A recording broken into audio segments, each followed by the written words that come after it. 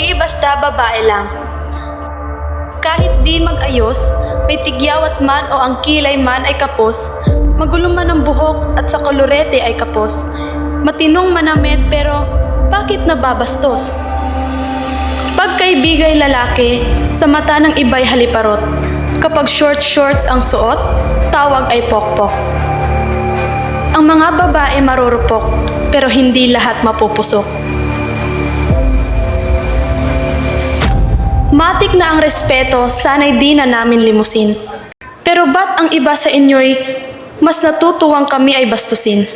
Hindi kami baboy na pwedeng babuyin at hindi rin pusa na pwedeng ikatkuling. Babae kami, hindi basta babae lang. Hindi basketball na pwedeng pagpapasapasahan lang. Hindi bubble gum na pag wala ng tamis idudura na lang. At mas lalong hindi online games na pampalipas oras lang. Makontento na sanang ang puso'y winasak. Pero bakit pati mo kay wasak?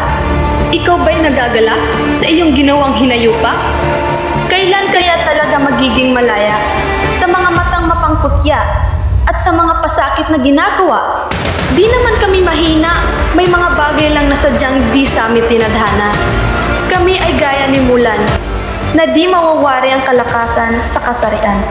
Kaya din namin gawin ang lalaking gampanan at kami ay hindi basta babae lang.